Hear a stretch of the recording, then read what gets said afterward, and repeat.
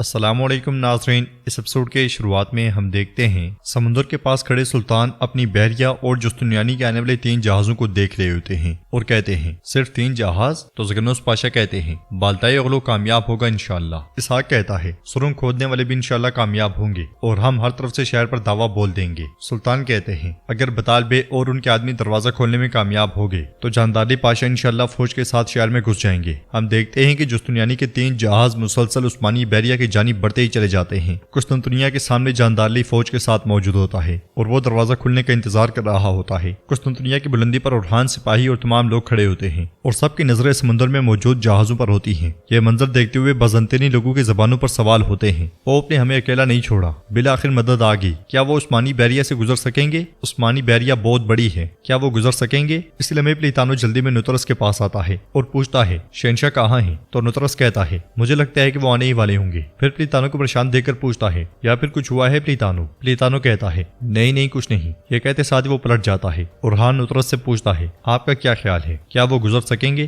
یا تم چاہتے بھی ہو کہ وہ گزر جائیں؟ یہ سن کر نطرس کو بہت غصہ آتا ہے۔ سب کے ذہنوں میں سوال اس لیے ہوتے ہیں کہ 3 جہازوں کے سامنے عثمانی بحریہ بہت بڑی تعداد میں کھڑی ہوتی ہے۔ سلطان بھی اس منظر کو دیکھتے ہوئے کہتے ہیں اگر بطال بھی کامیاب ہو جاتے ہیں تو پھر آج کا دن فتح کا دن ہوگا انشاءاللہ۔ لالا کی ابھی تک کوئی معلومات نہیں ملی؟ زگرنوس پاشا کہتے ہیں میرے سلطان قاصد انتظار کر رہے ہیں، انہیں جیسے ہی خبر ملے گی ہمیں مطلع کریں گے۔ قسطنطنیہ میں پلیتانو شہنشاہ کے کمرے میں داخل ہوتا ہے تو شہنشاہ اوندے منہ زمین پہ پڑا ہوتا ہے۔ یہ دیکھ کر پلیتانو سپاہیوں کو بلاتا ہے تو ایک دم سے اندر آتے ہیں۔ پلیتانو اس منظر کو دیکھتے ہوئے حیران و پریشان ہو جاتا ہے۔ ادھر ملبہ اٹھاتے ہوئے ستلمش بطال اور سلطوق سے کہتا ہے آغاؤ مدد کرو، اگر ہم انہیں بچا نہیں سکتے کم سے کم ان کی لاشیں تو لے جاتے ہیں، مدد کرو۔ تو بطال کہتا ہے انا للہ و انا الیہ راجعون۔ ستلمش روتے ہوئے مسلسل ملبہ ہٹا رہا ہوتا ہے۔ سلطوق اسے سارا دے کر اوپر اٹھاتا ہے اور بطال کہتا ہے شہیدوں کی لاشیں اب ہمارے لیے کافروں کے دل کی سیڑھیاں ہوں گی، ہمارے دل جل رہے ہیں اور میں جانتا ہوں کہ آپ کا دل بھی شعلوں میں گرا ہوا ہے ستلمش، لیکن جو چلے گئے واپس نہیں لوٹیں گے۔ سلطوق کہتا ہے حضور میں نے اپنی آنکھوں کے سامنے بہت سے لوگوں کو اپنی جانوں سے ہاتھ دھوتے ہوئے دیکھا ہے، لیکن یہ الگ منظر تھا، انہوں نے چیختے ہوئے اپنی جانیں دے دیں،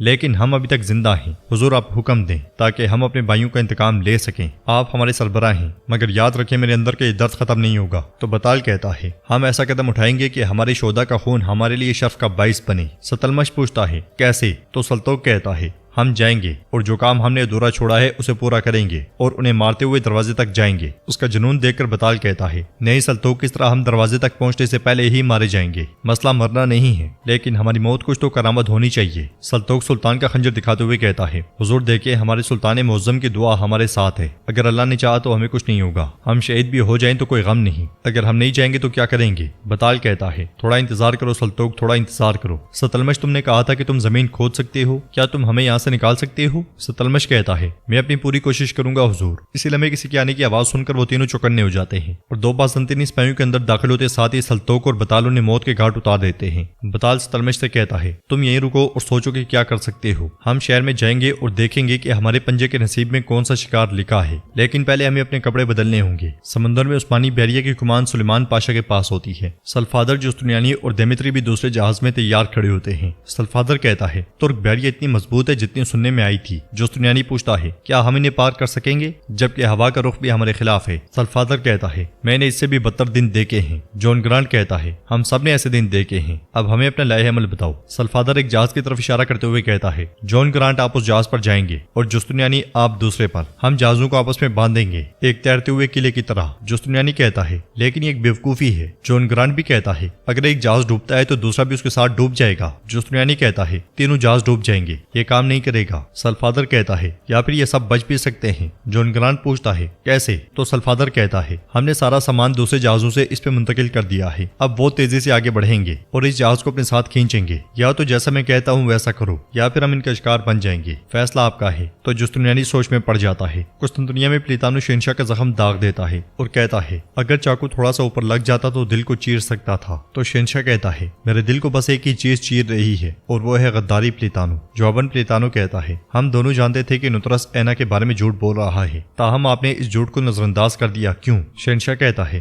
بعض اوقات آپ کو چیزوں کے غلط ہونے کے بارے میں جانتے ہوتے ہیں، تاہم پھر بھی آپ یقین کرنا چاہتے ہیں، تو میں نے بھی اینا پر یقین کیا۔ لیتانو کہتا ہے حقیقت اسے نہیں بدلے گی، اینا حتیٰ کہ اس کے باپ کو بھی سزائے موت ملنی چاہیے۔ شہنشاہ کہتا ہے یہ سب درد سہنے کے بعد موت ایک آسان فرار ہوگی لیتانو۔ لیتانو کہتا ہے اینا کہاں ہے؟ ادھر ہم دیکھتے ہیں کہ بازنطینی سپاہی اینا کو گھسیٹتے ہوئے زندان کی جانب لے جا رہے ہوتے ہیں اور زندان کے پاس جا کر اسے دھکیل دیتے ہیں۔ ہم دیکھتے ہیں کہ اینا کے چہرے پر بدترین تشدد کے نشانات ہوتے ہیں اور وہ کہتی ہے میں نے یہ سب کچھ ہمارے لیے کیا جستنیانی، اب باری تمہاری ہے۔ ادھر سلیمان کہتا ہے ہمارے آگ کے تیر سب سے پہلے کافر کے جہازوں کو اور پھر قسطنطنیہ کو بھڑکائیں گے، وہ ہماری حدود میں پہنچنے والے ہیں، تیر اندازوں کو تیار رہنے کے لیے اشارہ بھیج دو۔ یہ سنتے ساتھ ہی سپاہی آگے بڑھ کر اشارہ دیتا ہے، اشارہ ملتے ساتھ ہی تیر انداز آگ والے تیر لے کر تیار ہو جاتے ہیں اور سلیمان کے حکم پر تیر برسا دیے جاتے ہیں۔ تیروں کو آتا ہوا دیکھ کر سلفادر چلاتے ہوئے کہتا ہے ڈالیں اٹھاؤ، ایک کے بعد ایک بارش نما تیر ان کی جانب چھوڑے جاتے ہیں، پہلے حملے میں وہ سب بچ جاتے ہیں۔ یہ منظر دیکھتے ہوئے سلطان کہتے ہیں شاباش میرے شیرو، یہ ہماری امید سے زیادہ آسان ہوگا انشاءاللہ۔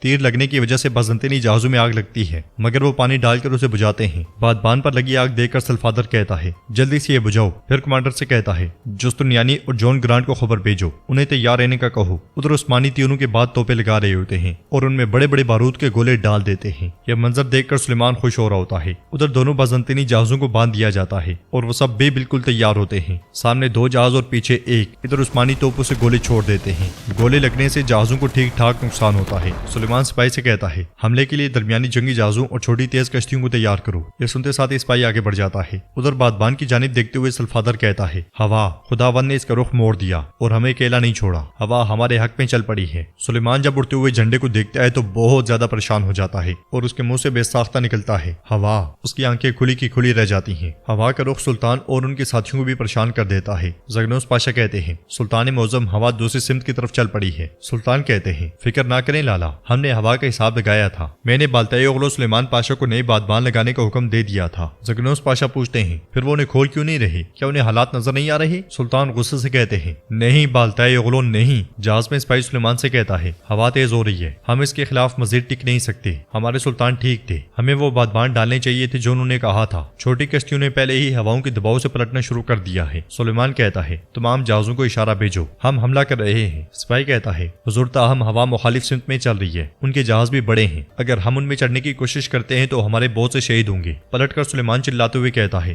سلطان معظم کے سامنے شکست خوردہ کھڑے ہونے کے بجائے حملہ کر کے مرنا بہتر رہے گا، جیسا میں کہتا ہوں ویسا کرو۔ یہ سنتے ساتھ سپاہی آگے بڑھ جاتا ہے اور سلیمان بھی اپنے کلہاڑے نکال کر چل پڑتا ہے۔ قسطنطنیہ سے یہ سارا منظر دیکھا جا رہا ہوتا ہے۔ برہان کہتا ہے وہ حملہ کرنے والے ہیں، اگر ہم اس حملے پہ قابو پا لیں۔ نطرس کہتا ہے تو پھر محمد پیچھے مڑ کر دیکھے بغیر ادھر نہیں واپس بھاگ جائے گا۔ ادھر زگنوس پاشا سلطان سے کہتے ہیں سلطان معظم سلیمان حملہ کرنے والا ہے۔ سلطان غصے سے کہتے ہیں ہوا کے تھمنے سے پہلے وہ حملہ نہیں کر سکتے۔ پھر سلطان بلند آواز میں سلیمان کو پکارتے ہوئے بالتائی اغلو کہتے ہیں اور شدید غصے میں دکھائی دیتے ہیں۔ سلیمان کے جہاز بھی آگے بڑھنا شروع ہو جاتے ہیں۔ تو ناظرین اس کے ساتھ یہ ایپیسوڈ بھی اختتام پذیر ہوتی ہے۔ بادبان کا کیا مقصد ہے آپ کمنٹ میں بتا سکتے ہیں۔ ویسے تو بادبان کا جو مقصد نظر آتا ہے وہ یہ ہے کہ تیز ہواؤں کو روکا جائے تاکہ جہاز اپنی سمت نہ بدلیں، لیکن سلیمان پاشا نے 2 مرتبہ غلطی کی سلطان کا حکم نہ مان کر۔ اب آپ اس بارے میں کیا رائے رکھتے ہیں ہمیں آپ کمنٹ میں بتا سکتے ہیں۔ ویڈیو پسند آئے تو ویڈیو کو لائک کر دیں، چینل کو سبسکرائب نہیں کیا ہوا تو سبسکرائب کرنے کے ساتھ ساتھ گھنٹی والے آئیکن کو دبانا مت بھولیں۔ انشاءاللہ ملتے ہیں نیکسٹ ویڈیو میں، تب تک کے لیے رکھیں اپنا اور اپنوں کا بہت زیادہ خیال۔ اللہ نگہبان۔